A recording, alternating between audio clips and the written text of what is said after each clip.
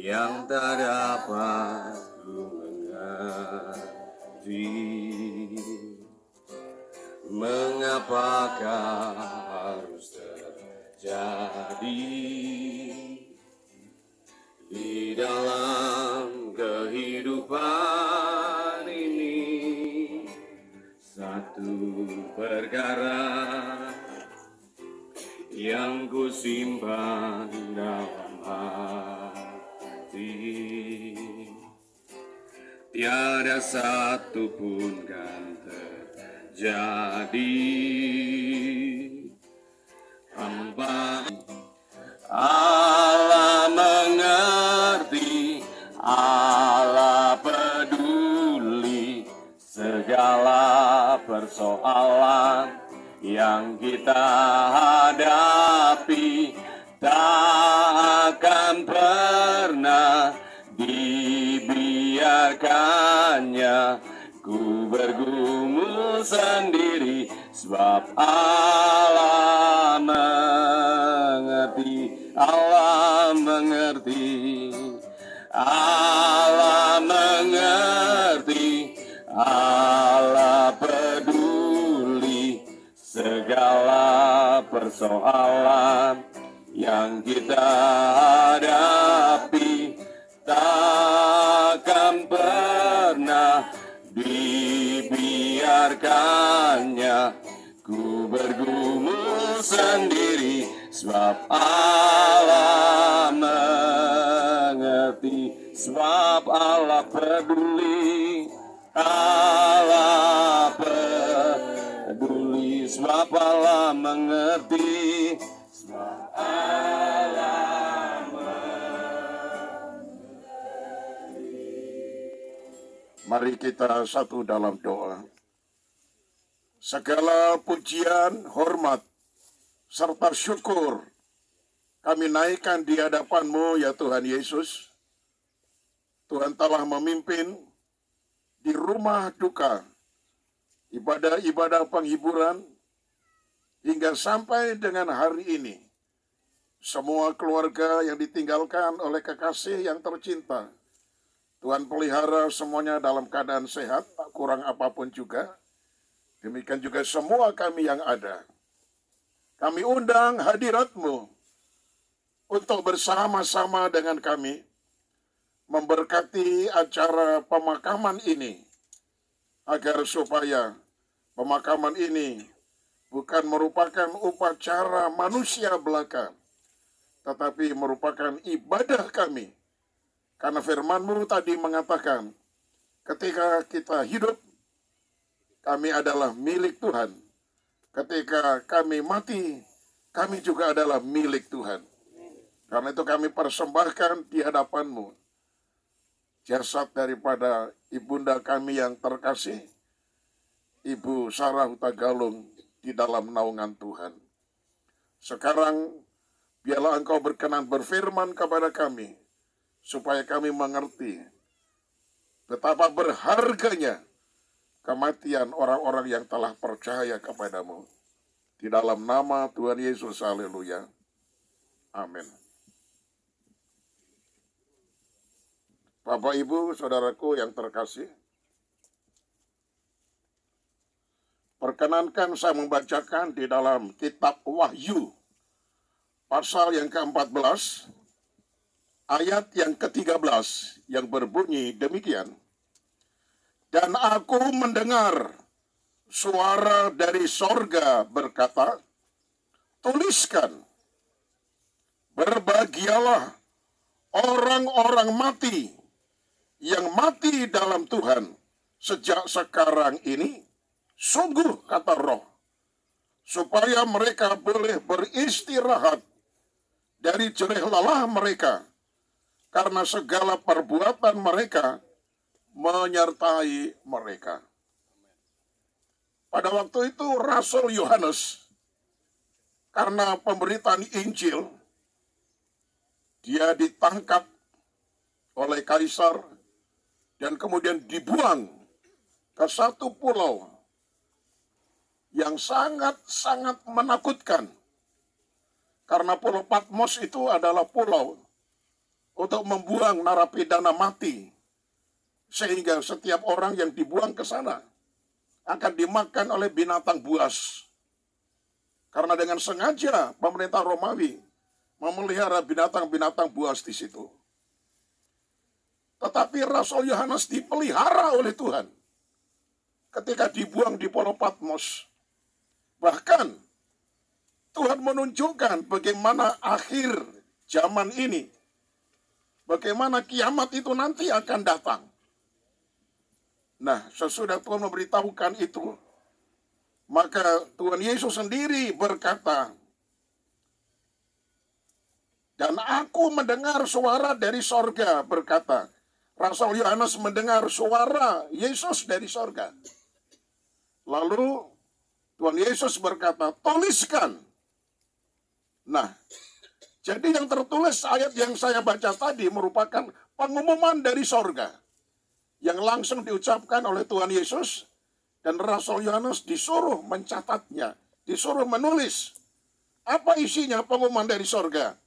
Berbahagialah orang-orang mati yang mati dalam Tuhan sejak sekarang ini. Ayat ini berlaku juga untuk ibunda kita yang terkasih, Ibu Sarah Hutagalung. Kematiannya adalah berharga di mata Tuhan, berbahagia bagi beliau karena rohnya sudah bersama-sama dengan Tuhan Yesus dan menyaksikan kemuliaan Tuhan. Jadi kematian orang percaya bukan merupakan suatu malapetaka yang menakutkan, tidak. Tetapi malah dikatakan, berbahagialah orang-orang mati yang mati di dalam Tuhan. Apa sebabnya berbahagia? Karena langsung mengalami kebahagiaan yang kekal bersama-sama dengan Tuhan di dalam kemuliaannya. Dikatakan berbahagia karena apa? Karena dikatakan supaya mereka boleh beristirahat dari jerih lelah mereka, karena segala perbuatannya menyertai mereka. Ibu kita yang kekasih, sebagai istri dari almarhum Bapak Hutagalung, yang juga dimakamkan di tempat ini, sudah lama sekali ya, kira-kira berapa tahun ya? 15-17 tahun yang lalu. Nah saudaraku, beliau sebagai istri sudah melaksanakan tugasnya sebagai seorang ibu di dalam melahirkan semua anak-anaknya, membesarkan, merawat semua anak-anaknya. Dan itu bukan merupakan tugas yang biasa, tapi tugas yang berat. Itu sebabnya saudaraku, secara jasmani beliau sudah capek, perlu istirahat. Nah, dan sekarang Tuhan kasih istirahat secara sempurna. Sebab kalau kita tidur biasa ketika kita masih hidup, istirahat kan? Tetapi ketika istirahat seperti ini istirahat yang paling sempurna. Katakanlah ada bom meledak di sampingnya, dia tetap tidur aja. Sehingga jangka waktu yang cukup panjang, ketika Kristus membangkitkan dia, makanya tubuhnya dalam keadaan segar bugar, karena istirahat sudah cukup lama. Dalam istirahat yang 100% nyenyak sama sekali. Nah saudaraku yang kekasih, jadi sekarang apa yang telah diperbuat oleh beliau, dikatakan karena segala perbuatan mereka menyertai mereka. Tuhan sudah menerima perjuangan beliau sebagai istri, sebagai ibu, sebagai jemaat, sebagai keluarga dari semua keluarga yang ada. Dan sekarang beliau sudah selesai melakukan tugas, rumahnya sudah jadi, yang membuat adalah Tuhan Yesus sendiri, dan beliau dipanggil pulang oleh Tuhan. Masalahnya, bukan beliau yang kita doakan dengan perkataan semoga arwahnya diterima di sisi Tuhan Yang Maha Esa. Tidak usah doa kayak gitu. Karena Alkitab sudah memberikan jaminan. Yohanes 3 ayat 16, Karena demikian besar kasih Allah kepada dunia ini, sehingga dikaruniakannya putranya yang tunggal, supaya barang siapa percaya kepadanya tidak akan binasa, melainkan beroleh hidup yang kekal. Firman Tuhan mengatakan, kalau engkau mengaku dengan mulutmu Yesus adalah Sang Mesias, dan di dalam hatimu engkau percaya, maka engkau diselamatkan. Beliau sudah di dalam keadaan sudah selamat. Di dalam Alkitab tidak ada mudah-mudahan. Yang ada hanya ya. Itu sebabnya tidak perlu kita mendoakan seperti orang yang tidak beriman. Semoga arwahnya diterima di sisi Tuhan Yang Maha Esa. Beliau sudah selamat. Namanya sudah tertulis di dalam kerajaan surga sejak beliau masih hidup. Dan sekarang beliau sudah sampai di sana. Kita tinggal mengucapkan syukur saja kepada Tuhan atas keselamatan yang beliau sudah raih dan beliau sudah rasakan. Itu sebabnya siapa yang perlu didoakan? Kita yang masih hidup, saudara-saudara. Yaitu saudara semuanya.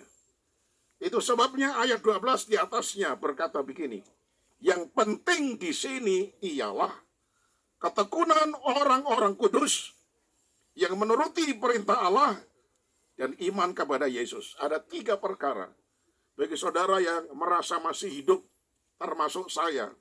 Yang penting di sini ialah ketekunan orang-orang kudus. Ini yang pertama. Kita mesti tekun mengiring Tuhan. Tekun beribadah kepada Tuhan.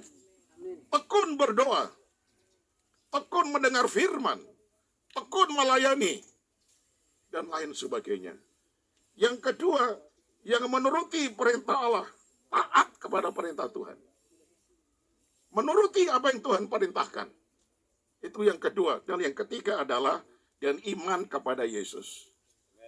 Objek iman ini menentukan. Kalau objek iman kita kepada Yesus, jelas Alkitab katakan engkau selamat. Tetapi kalau objek iman kita bukan kepada Yesus, kepada patung sesembahan, ilah-ilah orang-orang yang tidak mengenal Tuhan, kita tidak akan selamat. Itu sebabnya 3 perkara ini harus kita lakukan. Ketekunan orang kudus yang pertama. Yang kedua, menuruti perintah Allah. Dan yang ketiga, iman kepada Yesus. Kalau ini kita lakukan sampai kita dipanggil pulang oleh Tuhan, maka kita selamat masuk surga 100%. Tidak usah kita bimbang dan ragu-ragu. Kiranya firman yang singkat ini membekali saudara. Sesudah beliau kita istirahatkan di tempat pemakaman ini, maka yang penting kita yang masih hidup, teladani iman beliau. Teladani kesetiaan beliau. Teladani perjuangan beliau. Teladani kasih beliau. Supaya benar-benar kita mewarisi apa yang beliau sudah tinggalkan, ajarkan kepada kita semuanya sebagai generasi keturunannya. Amin. Kita satu di dalam doa. Ya Tuhan Yesus, hamba telah menyampaikan kebenaran firman. Itu sebabnya yang berbahagia adalah mereka yang mendengar dan yang melakukan di dalam hidupnya. Hidup kami tidak lama, 10 tahun. Kalau kuat 80 tahun. Namun warnanya penderitaan semata-mata. Itu sebabnya ya Tuhan, umur kami yang tinggal sesaat ini, kami mau lakukan seperti firman-Mu yang mengatakan, yang penting di sini adalah ketekunan orang-orang kudus. Yang penting di sini adalah ketaatan menuruti setiap perintah Tuhan. Yang penting di sini adalah iman di dalam Yesus Kristus. Biarlah Engkau meteraikan firman ini di dalam loh hati kami. Bahkan kami tidak sekedar mendengar, tetapi melakukan firman-Mu. Terima kasih banyak Bapa di sorga. Sebentar kami akan menurunkan peti jenazah ini. Biar Engkau sendiri akan memberikan kekuatan penghiburan bagi kami semuanya. Di dalam nama Tuhan Yesus Kristus, kami alaskan doa ini. Amin. Nah saudaraku, sebelum peti diturunkan, saya memberikan sekali lagi, wakil daripada keluarga yang akan mengucapkan sepatah dua patah kata. Habis begitu nanti saudara berjajar di sana lalu difoto semasih peti kelihatan di atas untuk kenang-kenangan. Mari siapa yang mewakili kami persilahkan. Kita, opung kita, oleh pesan firman Tuhan sangat sederhana. Teladan sudah diberikan, kita dalam melangkah di atas jejak langkah yang telah ditinggalkan. Kami dari keluarga besar mengucapkan terima kasih untuk dukungan semua handai taulan keluarga besar yang hadir, untuk jemaat yang datang dari GBI Karunia, dari GBI Kemah Pujian, untuk Bapak Ibu Gembala yang sudah melayani, untuk rekan-rekan hamba Tuhan terima kasih.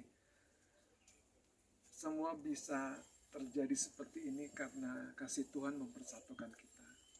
Yang jauh dan yang dekat, yang berkorban besar atau kecil, kita berdoa Tuhan akan balaskan berkali-kali lipat, sehingga tidak ada yang menabur di dalam kasih Tuhan tidak akan menuai, pasti menuai. Akhir kata, kiranya apa yang sudah dilanjutkan ini oleh Mama, oleh opung kita, bisa kita teruskan, yaitu kasih dan kepedulian. Kalau boleh singkat saya kutip dari banyak kesan dan pesan yang disampaikan. Salah satu ciri khas opung kita ini, nenek kita, adalah dia selalu suka sekali menawarkan dan menanyakan apakah kamu sudah makan. Termasuk kepada kami menantunya, Pak Bujo.